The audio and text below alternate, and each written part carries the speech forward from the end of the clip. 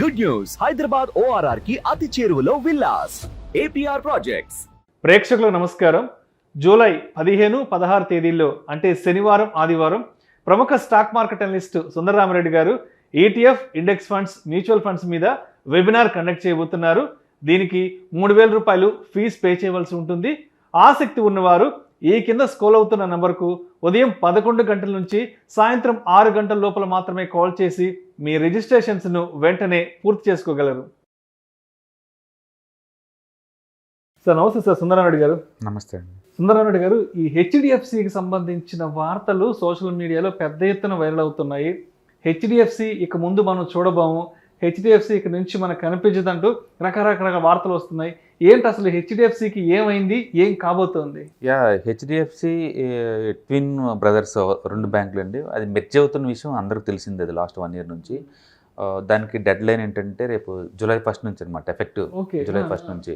అంటే ఈ month ఎండింగ్లోనే board 2 meeting అవుతుందండి. HDFC and HDFC bank 2 banks meeting ఉందన్నమాట. వాళ్ళు అఫీషియల్గా ఫార్మాలిటీగా డిసిషన్ తీసుకుంటారు.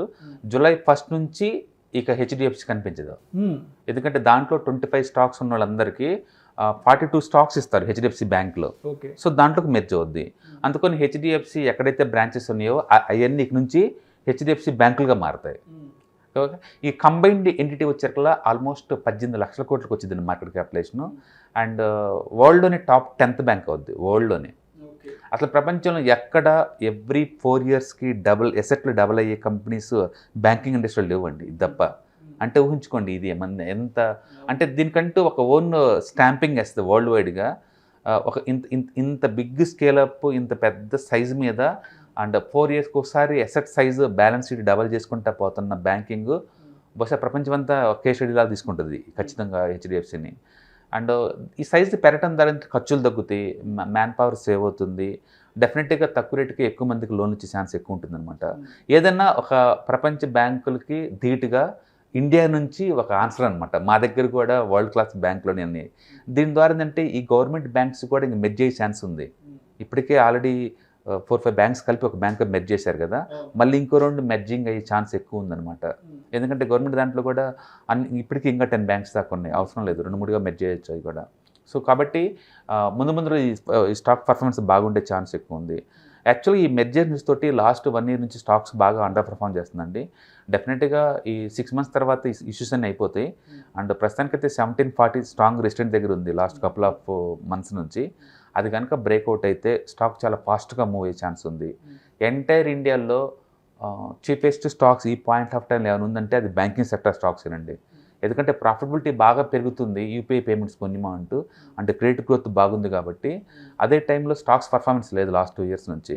అందుకని హిస్టరీలోనే ఫస్ట్ టైం HDFC బ్యాంకు తన యావరేజ్ పీ కన్నా తక్కువ ట్రేడ్ అవుతుంది. అంటే హిస్టరీ మొత్తం మీద, అంటే కోవిడ్ కన్నా కూడా ఇంకా తక్కువ వాల్యుయేషన్ ట్రేడ్ అవుతుంది. ఇప్పుడు ఫండమెంటల్ బాగా ఇంప్రూవ్ అవుతున్నాయి కాబట్టి డెఫినెట్గా మెర్జర్ తర్వాత ఇది బాగా పర్ఫార్మెన్స్ అయ్యే ఛాన్స్ ఎక్కువ ఉందండి.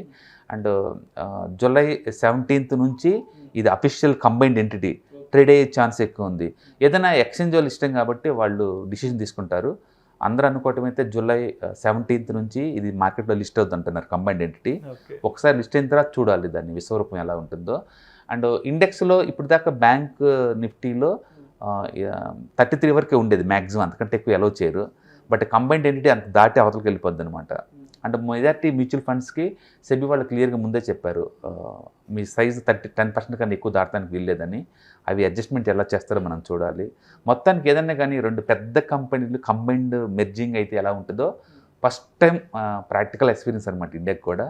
ఎందుకంటే ఒకే ఫినాన్స్ సెక్టర్లో ఇంత పెద్ద మెర్జర్ జరగలేదు.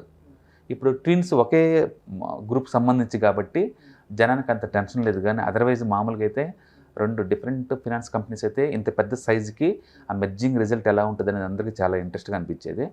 బట్ ఇది మాత్రం చాలా స్మూత్గా అవుద్దండి. అండ్ రిస్క్ తక్కువ, రివార్డ్ చాలా ఎక్కువ. డెఫినెట్గా ప్రతి ఒక్కళ్ళ పోర్ట్ఫోలియోలో ఉండాల్సిన స్టాక్ ఉంది HDFC బ్యాంకు. ఎందుకంటే హిస్టారికల్గా లోయెస్ట్ వాల్యుయేషన్లో ఫస్ట్ టైం దొరుకుతుంది. అండ్ ఎవ్రీ 4 ఇయర్స్కి ఒకసారి దీని ఎసెట్ సైజ్ డబుల్ అవుతుంది. అండ్ వెరీ కాన్ఫిడెన్స్గా ఒకళ్ళ పోర్ట్ఫోలియో ఉంచుకోవాల్సిన స్టాక్స్ అండి. అండ్ పెద్ద even small cap mutual funds కూడా HDFC బ్యాంకులో ఇన్వెస్ట్ చేస్తున్నారంటే మనం ఊహించుకోవచ్చు వాళ్ళు ఎంత కాన్ఫిడెన్స్ ఉంది బ్యాంక్ మీద అనేది. డెఫినెట్గా పర్ఫార్మెన్స్ బాగుంటుందండి, మంచి bank. Thank you sir, thank you so much. HDFC మీద వస్తున్న వార్తలకు సంబంధించి మీ విశ్లేషణ మన ప్రేక్షకులకు చక్కగా వివరించి thank you so much sir.